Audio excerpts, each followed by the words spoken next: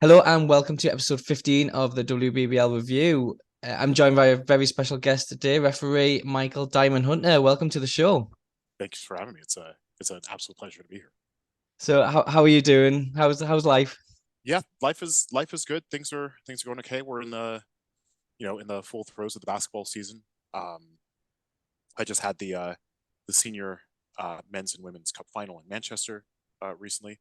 But outside of that, work is going okay. Trying to get through the standard British winter. Long cold days, gray skies when it's light out, but there's actually not a whole lot I can complain about. Things are going all right. Thanks for asking. So in this episode, I want to get to know you a bit more. I want to talk about all things refereeing, and I've got some quick fire questions as well. Always got to do Great. the quick fire questions at the end. Fantastic. But let's start with where are you from? So I'm originally from Los Angeles, uh, and I have come to the UK via a very sort of circuitous route. I went to undergrad in the Bay Area in California. I went to UC Berkeley and have taken a very long route to get to where I am. I currently, so I've got my PhD. I got my PhD a few years ago. I currently teach at a university in London, um, London School of Economics and Political Science, and so I'm a fellow there. And things are going okay. Uh, it's my path getting to the UK has in some sense mirrored how I did with refereeing. And so when I started my PhD at UC Davis, I was like, the first year, let me get my feet on the ground, and then I can kind of like get into refereeing. And so I refereed high school for a couple years. I got into LSE to do a master's program, so I moved out. Um, my partner is British, and so because we were doing long distance for a bit, so came over, uh, did my master's degree at LSE, and started doing sort of junior stuff. And in a couple years, started really kind of like getting going. COVID threw everything and everyone off. Absolutely. Um, and and I know lots of people are still dealing with ramifications from that or lost time and everything. So I had a bit of a gap for about, I'd say, year and a half or so, for a whole bunch of stuff. But then I've been back at it.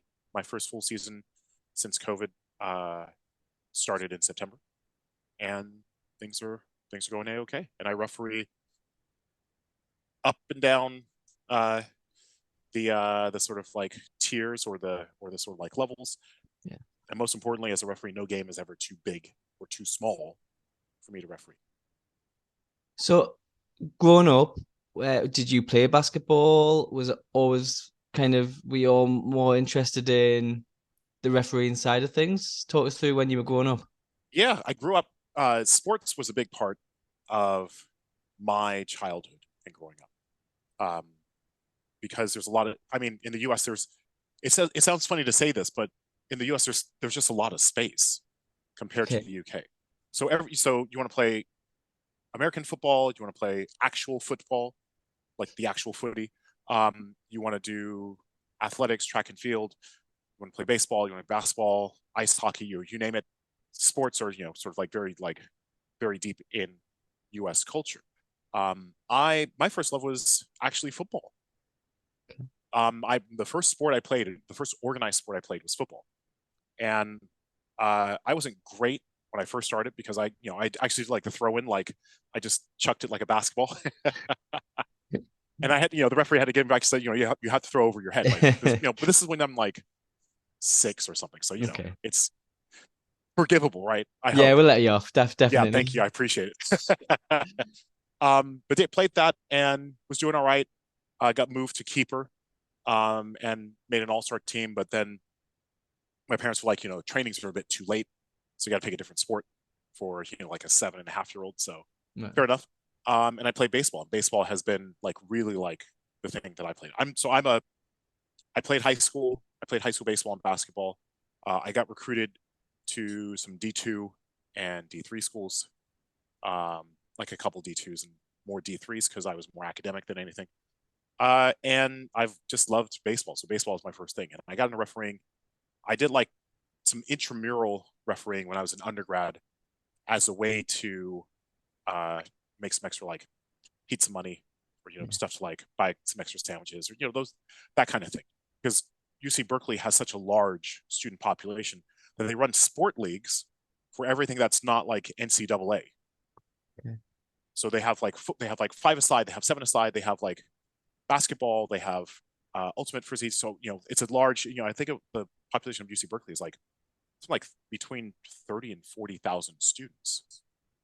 So there's plenty of stuff. So I did it for a little bit, but didn't really take it seriously.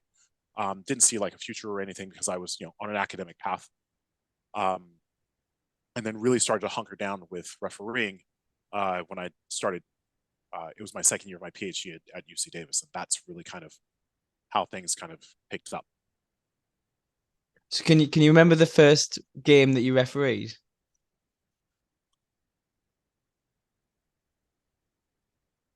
I can remember the first high school varsity game that I refereed. Okay. How The did one, that go? the first, yeah, it caught me. There was an aspect that caught me by surprise.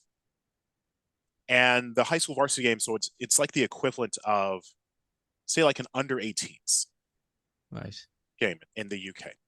And there was I was refereeing with a long time varsity referee, someone who's been refereeing for a while. My first varsity game, so they want to put me with someone. It's two-person refereeing, and they want to put me with someone who can kind of like show me the ropes and make sure things are going okay. It's fine, things are going okay, and clearly, like my partner calls a foul. I'm like, all right, and then the player is absolutely hot for a reason that I still don't understand, and said something to my partner, and partner gave a technical foul. So it must have been magic words or something. As the player is walking off, kicks two of the chairs on the bench. Just kicks two chairs. And I was just caught off guard. I was like, why are you doing in my mind? I was like, why are you doing that? And and my partner, and she was great. She just assessed the second technical, and he's run off. But that was when I realized like I gotta like you have to be awake. You can't referee and kind of like spectate and be like sort of like this just doesn't make any sense. Why are you doing this? And it kind of like there's at that point it was one of the things of you got to really start to have an active mindset and actively start to like referee, and you can't kind of sit back and think that things are okay. So Yeah, so you moved across to the UK. When did you kind of pick up refereeing in the UK? sort of the second half of the academic year. So we're up 2017. I did a couple like juniors games, nothing special, nothing a whole like. And I don't mean this in the sense that the games are not special, but it wasn't like I was trying to get like some sort of like major schedule and Right. do all things. It was like I'm just trying to like work my way in and figure out what's happening. Um, because I think it's a different system, and in retrospect you might think you should expect that you go to a different place. Different places might have different systems of organizing themselves, and so it took me a little while to kind of figure out how to like get in and do stuff with Basketball England. But once I got in, then it was like, all right, I'm going to national conference, and then starting to do full sort of like junior games. And because I was based in London, and I stayed after my master's to write my PhD thesis away from UC Davis, so I was here. There's so many games in London, and there's so many like there's such a need for referees that I was just getting games and Yeah. games and games, and 3 games on a Saturday, under 12, under 14, and under 18, and then a couple games on a Sunday, and there's a midweek game for Bucks on Wednesdays, and it's just and I'm getting lots of games, and then I also started getting involved, and that was the 2017-18 season. I started getting to I was like I want to get known, I want to make sure people know who I am and everything, so I started going to camps. So I've been to the Poly camp, and I've been to the camp in Leeds. I've just been doing that as a way to kind of like keep burnishing my learning, because I never feel like I stop learning things, and there's always something to change, there's always something to tweak, there's always something to refine, and that's when it really kind of like started the uptake, and my sort of like understanding of how basketball works in the UK has grown. You mentioned there about kind of the need for referees in London, like specifically. there is seems to be a shortage of referees within this country. Where do you see how do you see kind of that progressing as we move into the future? How do we fill that shortage? I think it's going to be difficult, um, but not impossible, and not something that cannot be rectified. I think it can be rectified. I think there's a couple things from an outsider's perspective, and I can be wrong about this. So just there's a couple things that I think might be important. One is that um, COVID has done a lot, and so I know that there were far more referees before COVID than afterwards. Um, and this is in some like anecdotal, so I don't have any like numbers, so I can just tell you sort of like, Yeah. so you can take it with a grain of salt. But I take it that my experience, at least here in London, is that there are far more referees before COVID than after COVID. Um, so whether or not that was a very, I mean, it was maybe it was a life changing event. Maybe people were like, I gotta do something what they feel is meaningful, or like maybe I need to make that reconnection with family, or like whatever. It's been a thing that has really shifted, I think, lots of people's sort of mentalities about who they are and what they plan to do, and life is short, like really, like, you know, lots of Mm. things. And so that's one thing. One number two is that in the states, in the US, there's far more money uh, that is circulating in sort of like the basketball environment. And I don't mean this in just a simply sort of like our referees not getting paid enough. This is not That's not what I'm talking about. There is more money that goes into men's and women's sport. There's more money that goes in refereeing. The infrastructure is there. I mean, it's I here's one example. Um, there are places in like so in the equivalent of like a better gym, or like the gym group, or name your Virgin Active, name your favorite like gym facility. In the U.S., pretty much every gym, every sort of like place to go work out has like one or two basketball courts as part of the facility. Not places like 24-hour fitness. There was this gym that I used to go to when I was in when I lived in Sacramento. Um, they have a basketball court, and people come to play, and it's included in the membership. Um, I have yet to find a place in the UK that has a 24-hour gym or 24-hour basketball. Yeah. Um, I know you can find the five-a-side for sure. Absolutely, you can find places to go to the park. So I think money as far as the infrastructure to get people to play is missing.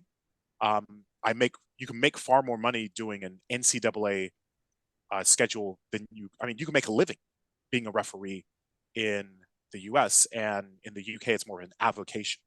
Because I was talking to a friend of mine who referees NCAA, and he said, how much do you make? You make about like 40,000 a year, or something like that. I was like, absolutely not. Mhm. Like it's 40 a game. And he's like, wow. I was like, I was thinking about coming out to a referee there.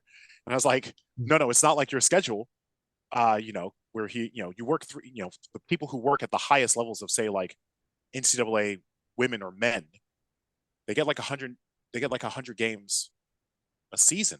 Right. And it's, between 1,000 and 2,000 a game, depending on if you're in like the SEC or the ACC, or, like the Pac-12 for women, or, like lots of stuff. Like if you have a schedule, you can do that and then do other stuff for like 9 months of the year. So there's a difference, and I don't think it's ever going to get to be like the U.S. or Spain or France, because I think there's just not enough land to have the space to build more in the style of Field of Dreams. If you build it, they will come. Like it's hard to get stuff, and I know there's more happening. I think there's something in Sheffield. There's like purpose built stuff and like Yeah. other places, which is great. Which means that you now have facilities for people to actually like really kind of like improve their game. But I think the infrastructure, the money in the infrastructure, is the thing I'm gesturing towards. That is different from my experience in the U.S.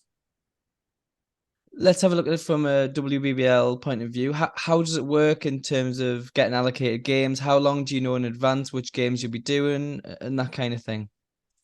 Yeah, so largely, from my understanding, um, you have to like be at a particular sort of level, and in the refereeing, at least in England, I will not speak for Wales or Scotland, but but there was like tiers refereeing. There's like level 1, level 2, level 3, level 4.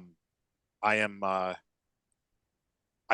I'm trying to remember my first WBBL game, and it was either in Essex or it was in London, because these are close to get to, or maybe Yeah. Oakland's. But largely the assigner, like you go to national camp, because everyone has to go to national camp who has ambitions to referee at the senior men's and women's national league, and then there are referees who are taken from that, all who are combined with referees who already have their FIBA license or licenses, and those people get assigned to do WBBL games. Okay. And so, and that's sort of the general process. I think it's, in some senses, it reminds me of sort of like being assigned games in any sort of sport, like in the U.S. Like, football referees, if you have like a particular like FIFA license, then you can do stuff at like like in the equivalent in the U.S., the equivalent of sort of like the championship below the premiership. But then you have to get another license to be able to do like that, the premiership, and then you have to like be evaluated by observers, and you have to pass a fitness test, and you have to rules tests, and those kind of things. It's the same kind of like general observation and feedback infrastructure for other sports that basketball in the UK has for assigning referees to the women's professional league.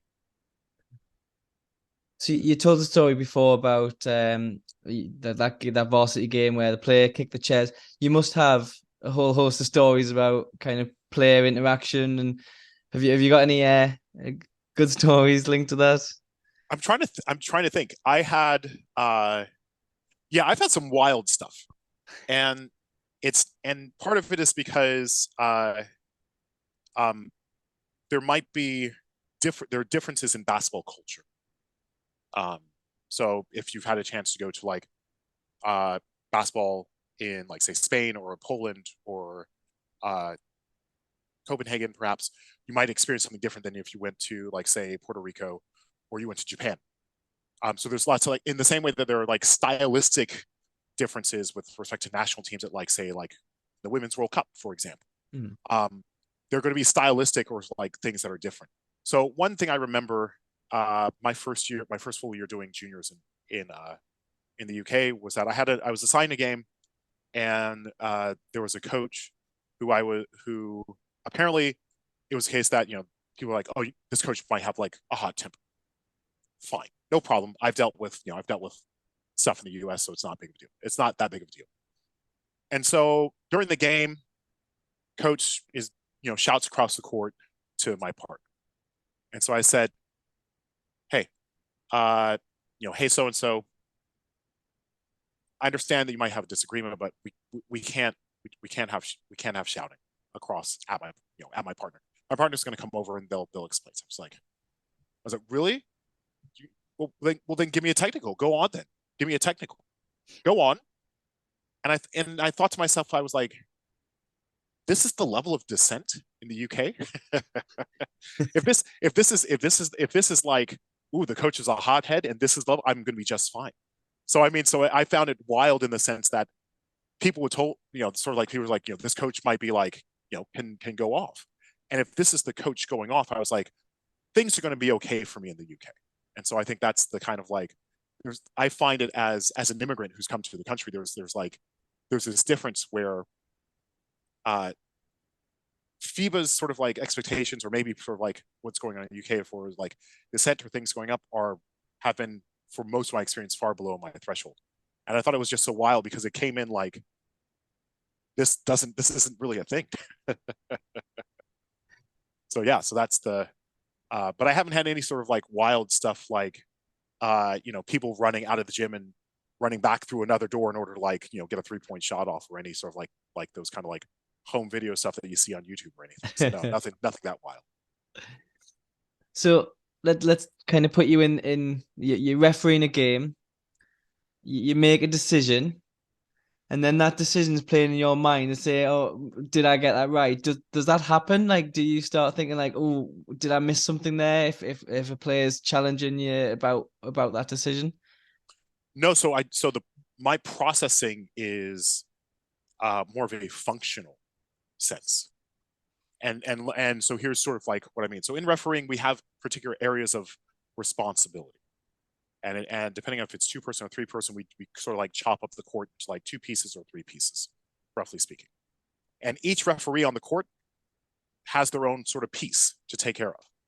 And so when I have my piece that I'm taking care of, I'm trying to process who's in it, who's outside of it, where, and also be aware of the ball at the same time. And one thing I try to do as a referee is that if I don't see it, I don't guess. Mm-hmm. And so that helps me to eliminate these kind of things where it's like maybe, maybe not. Like and this is the thing that I work on as a referee is to never guess. You're constantly processing things, and you only put air in the whistle when you have made a judgment and you are like 100%. And and then the stuff regarding reviewing. So everyone makes mistakes. Let's just put this out there. This is no sort of like I'm perfect. I'm absolutely not, and I'm working to be better. And I Yeah. think that I have the potential to do some excellent things, but I think lots of people do. But in the same way that players sometimes miss layups, right? Mm-hmm. Players sometimes miss layups, or they there's an outlet you can match. There's a perfect outlet pass, and the players run it down and they bobble the ball and out of bounds it goes. So sure, mistakes happen. Part of what I do as a referee is that I do lots of video breakdown in order to see these things, to try to minimize the kind of mistakes. So I might look at video and be like, you know what, I could have held that whistle a split second longer in order to see the play develop.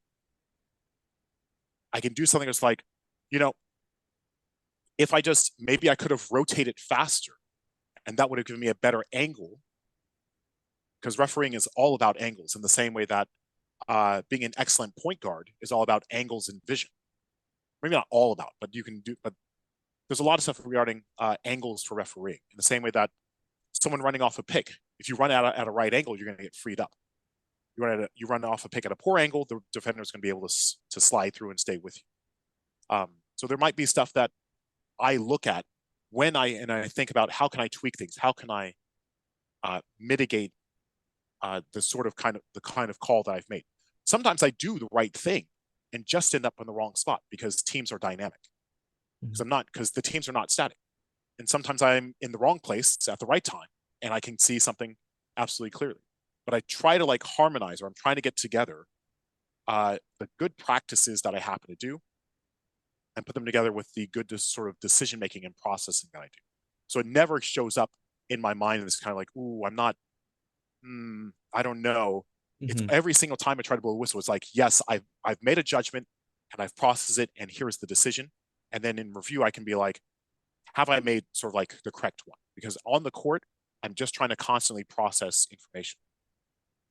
Yeah, I was going to ask you about kind of watching games back afterwards. Obviously, is that important to your kind of good practice? Absolutely. It is, it's vital for not only getting me to where I am currently as a referee who works on the WBBL, who's had some playoff assignments, fortunate enough to have some playoff assignments in the past. But it's also helpful for me getting to where I would like to be in the future. In the same way that teams do video breakdown in order to see how their sets are run, or what they can do as far as like how to deal with a zone defense, or how to try to break a press. The same kind of principles that are used for that, at least for teams, is the same kind of thing we're seeing as referees. Because not only do we need to recognize, especially if 2 or 3 person, because we're working in with a crew, what we can do to make sure that each other of the other 2 people, if it's 3 person refereeing, is in the best position to make the best judgments the high majority of the time. We also study the teams. So Mhm. my video breakdown is not only, so I've got 3 sort of things that I do for video breakdown for refereeing. I look at the correct calls that I've made and the good stuff because I want to know my good habits and positively reinforce them. In the same way that players like do that drill when they're laying on bed and they shoot the ball up and they flick their wrist because they want to have that backward rotation on the ball, so they have a nice soft jump shot. You practice and reinforce good habits. So I look at the good stuff. I'm like, okay, good. This is what I should be doing. Excellent. I look at the stuff that were mistakes and be like, what can I learn from them? How could I have changed something? How could I have mitigated something? Sometimes I can, and sometimes plays just happen where you're just like, there's just nothing you can do, and that's okay. in the same way that players, sometimes you play the best defense in the world and someone is flying on the floor and they just throw it up over their head and it just happens to go in. And then the third thing I usually think of are plays that are kind of like atypical, kind of strange, kind of weird. So that way I'm never surprised in the way that I was my very first high school varsity game where I'm like, wait, this person kicked chairs? It's like, no, you got to go in and handle that situation immediately. So the video breakdown is actually really important. We study sets. I study offensive and defensive sets. I watch all sorts of basketball. I watch the NBA. I watch the WNBA. I watch the G League. I watch the Euro League. I watch Basketball Champions League. I watch the British Basketball League. I watch WBBL. And I need to know what people are running so I can put myself before the action happens in the right position. Horn sets, dribble handoffs, 5 outs, 1-3-1 presses, traps, all that kind of stuff. I watch this so that way when I'm on the floor and I recognize a pattern, or I recognize what a team is doing, then I'm like, I know where to go. I know what to be looking for. I know probably where the ball is going to go if they're able to run this offense right. And I know where the defense might be a bit too handsy or potentially like these kind of things. So I try to like process and anticipate without prejudging what the defense or the offense is going to do. So let's move on to WBBL kind of matters. I met you in Essex a few weeks back, That's the right. WBBL Trophy weekend. What was your impressions of that weekend? It's great. I really like the venue. Number one, it's one that I've been to a number of times since I'm London based. It's just a train ride up to Essex. Um, it reminds me. It's one of the venues that reminds me a lot of the U.S. like universities or like Yeah. really high schools or etc. Um, I thought it's great. I thought it's great for women's basketball, and not only women's basketball. I thought it's great for basketball. Period. In this country, um, because you have teams that have Olympians, that have people who have won Commonwealth medals, people who are in the GB national pool, and people who are who are coming over also from the US or Canada, who played at the university level in Canada or played NCAA. It's great, and I think it's a great venue for the teams. The facilities are excellent. Um, I thought it was a lot of fun. I was a bit tired uh, at the end of everything, which I think everyone was, because I had 4 games that weekend.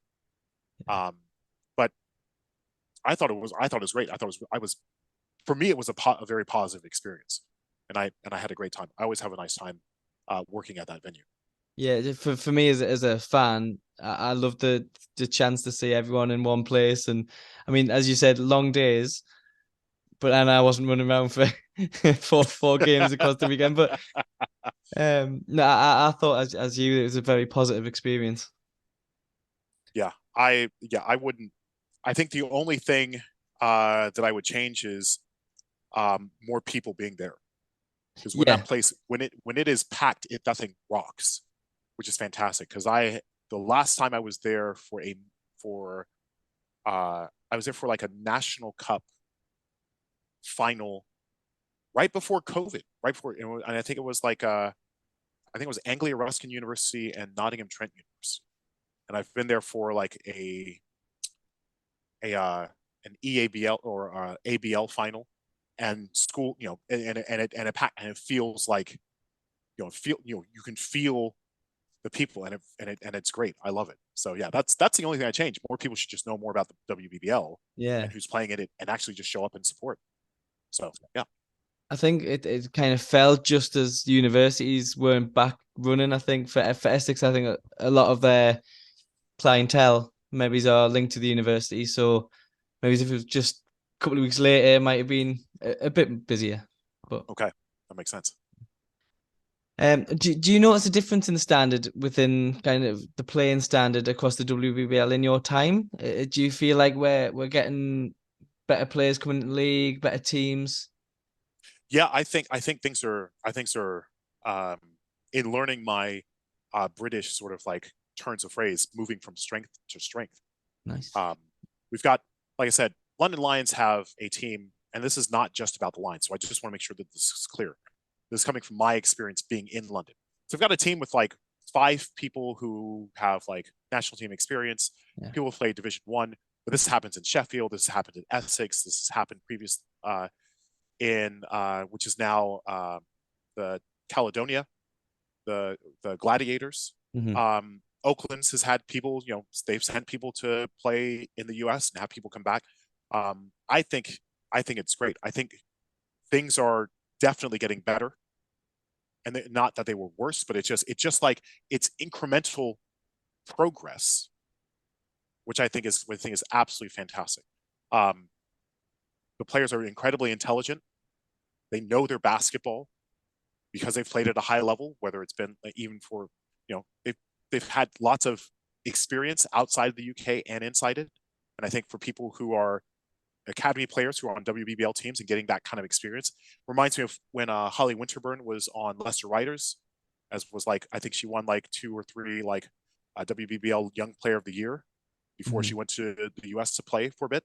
So I think, if this is continuing to grow, and I think it's really important and an exciting time for the WBBL to continue to grow. Hopefully there'll be more teams, and more people coming in to realize that this is a viable place to play good basketball. And knock on wood, or your favorite piece of hard thing, the referees are doing their part to help the game grow. Their little part. They're not. They don't have a big part, but the part nonetheless. Right, let's move on to some quick fire questions just to get you to Sure. know you a little bit better. Well, let's start with, do you prefer tea or coffee? Coffee in the morning and tea in the afternoon. Oof, Yeah, yeah. nice. Coffee in the morning. I'd start my day with a cup of coffee, and I do like to have a nice tea in the afternoon, a strong like builder style tea. Do you need that to kind of kickstart your day, the coffee in the morning? Yeah, unfortunately. I used to not be a coffee drinker. I used to be a tea drinker only. And I was living with a friend of mine, and he drinks coffee, and then 1 month turned into a few, and then now I'm a coffee drinker. Now I gotta have a cup of coffee in the morning. Did you have any of the 11 o'clock games at the Essex and the WBBL trophy? I think the very first one was. How did you find that? Because obviously 11 is quite early for I a I basketball had game. I had I had coffee, which was great. And so it's just a little bit of an earlier start, because I think the earliest starts I've ever had were like, I mean, it's been an early start for that level. I've had like juniors games because they got to get the juniors games through because there's lots of people. Yeah, fair Um, enough. Yeah. but for a WBBL game, that's probably the earliest I've had it be a start. Right, let's move on to your favorite Netflix series or TV series in general. Um, I actually enjoy animated series, so I think Archer is one of my favorite. Well, it's on Netflix, but I really enjoy Archer as a series. I was gonna say Bob's Burgers as well. Um, Okay. so yeah, those two for sure. Ooh, McDonald's or KFC? Uh, what are we eating? Like, are we talking about a burger? Yeah, I mean Then your I gotta your go with Bob's choice, Burgers. really, your choice. I'm gonna go for McDonald's because I think the fries are better than KFC. Okay, yeah, I agree with that one. I agree with that one. What annoys you the most? The most. Sometimes people talking over me. Okay, okay. Um, do you have a favorite Disney film? You ready for this? This is a throwback. The Black Cauldron. Oh, that is a throwback, isn't it? Yeah, You go back a few years for that one. yeah, Um, do you have a game day routine? Do you I, same things? Yeah. I do. My game day routine is largely making sure that I have everything packed for the game, because I bring a bag with me. That I have my computer with me, so I can look at video clips on the way to the venue, and review my pregame sheet. I make sure I get there early enough to inspect the venue, inspect everything, Yeah. get a chance to meet both head coaches before the game, maybe even talk to the players a bit, and then get focused, uh, and get ready to go. So I'm usually a games pretty early, but Right. because I just want to make sure I've got everything set. But it also includes a cup of coffee. Yeah. Obviously. Um, what's your kind of favorite moment when you've been on court refereeing? Have you got a particular highlight?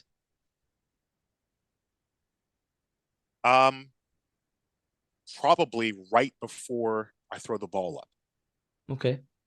because it's the last chance to check with everyone to make sure we're getting ready to go. And and everyone is anticipating. It's like that moment right before the referee in football is like checking the clock to blow the whistle to start the game off, when there's like all the buildup that happens. It's right, and then the ball goes up and it's like, this is great because everything, it's now all on the basketball game. So that's probably my favorite moment of the game. I've been meaning to ask actually, do you know timeouts called and the referees get together? What do you talk about? Is it like something like make sure you watch out for that? What do you talk about when you get together? I usually, because in FIBA you have far less time to talk than in the US. Because technically we need to be at the benches to help bring the teams back out into the. Yeah. So I try to be very succinct. I check in with partners. How are you feeling? How are you doing? We quickly talk about the things that we discussed pregame. How are we doing on those things? Okay. Are there particular things that we need to start thinking about for the next quarter or for the next play if it's a late game situation? It's always sort of like, how can we reground ourselves in the moment? Can we take a breath? Now let's sort of like have some future planning. What do we expect to run? It's the start of the third quarter. It's like after a timeout, it's a 2 point game. So lots of like scenario based kind of things. Right. Okay. And the very last thing, I always offer encouragement and make sure that they know they're doing a good job, because we can't do things unless we work together. What's the top of your bucket list? Getting citizenship. Oh, nice. This is I this like is that this is one. it's a rejigged bucket list, but that is on the top of my mind right now for what I've got. Okay, I like that one. Pineapple on a pizza? Yes or no? Yes, but I prefer my pineapple drained and then caramelized before chucked on the pizza, Oh, because I don't want a very soggy pizza. fair enough. Fair enough. Oh, what is one rule, basketball rule that you would change or just get rid of? Ooh, that's a good question. Um, I would change. Speaking up, I would change the timeouts. Instead of being a minute, I would make it 90 seconds. Okay, Because I think it gives people just a little bit longer to recover, and a little bit longer to kind of like come down from the stuff and really kind of strategize. cool. You said before you watched a lot of basketball. Do you have a particular team that you follow or different players that you follow from leagues around the world? Yeah, so because I'm from Los Angeles, I'm a Lakers fan, uh, and I keep in. They're not doing great this year. I didn't like to say. No, no, no. But I find like I'm one of the few honest Lakers fans. Like, they're not doing great. That's okay. But I really have been trying to make sure, because I've also been to Sparks games, and that's one of the first things I remember going to in like high school, was going to Sparks games. So I try to follow the W, and I try to follow players to see which leagues they're playing in, and then pick stuff up from them. But I had lots and lots of basketball to watch. But yeah, I'd say I'm a Lakers Sparks fan. Oh, so what do you feel like your main strength is as a referee? Um, Processing things, and Okay. that's not only with like making judgments, but also, I think more importantly, processing what's going on the floor. Because basketball is an emotional game, and it should be. There's a lot of people who are into it. It's great. It's fantastic. Um, I try to process what people are trying to say to me. Because in the WBBL, I've got people talk, and we've got players who know their players are intelligent, and they know their stuff. And so there's stuff that is said, and head coaches and assistant coaches, you know, people who are invested in basketball in this country are in it to be in it. And so I always try to process things to figure out what is happening here. Or is it something that they're trying to tell? They're only asking for like an answer to a question. Are they venting? Are they getting something off their chest? Are they feeling like they're not being heard? Are they trying to bring something to my attention that they think I might not be seeing, because it might be affecting things? Like sort of like what's going on? Like, just trying to really kind of like slow things down and listen and process what's happening, so that way I can respond in a way that A, shows that I hear, like I'm fully listening and connected to what's being said, um, and then have a response that is appropriate. Because it would just be ridiculous to be like insulting to these are these are professional players. That would to be dismissive is just absolutely ridiculous. Um, so some things I can process and I don't even have to have an answer, because people are just doing it to just get off their shoulders, and that's okay. But yeah, I think processing and listening, if that's can be a combined thing, is probably like one of my strengths as a referee. So I've got one question left, but just before I ask that question, I want to say a huge thank you for your time. It's been fascinating to hear kind of your story and all the things refereeing that we've talked about. It's fascinating insights that a lot of people probably don't actually realize what goes into to refereeing and that side of things. So thank you so much for your time.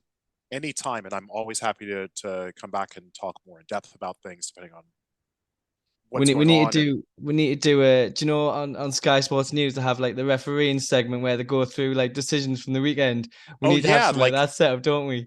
and they do it for the men's World Cup recently as well. They had yeah, and I know that they have it in the NBA replay center as well. They've got sort of thing. So I'm always happy to talk about my decisions or ways in which I process, or like the habits that I go through in more detail. Anytime in the future, it's been an absolute pleasure to be on your show. I think it's a fantastic thing that you've been doing for the WBBL, for women's basketball, and basketball in the UK. And I'm really proud to be one of many people who have had the opportunity to be on your show. So this is great. Thank you so much. Right, last one. Can you finish a sentence? I love basketball because. It keeps everyone involved and brings lots of different people, different walks of life, classes, uh, all together under the guise of an event where people can do their absolute best to try to win a game. It's really, I find, to be a very unifying kind of sport in the UK, and I can't wait to continue to be a part of it in the future.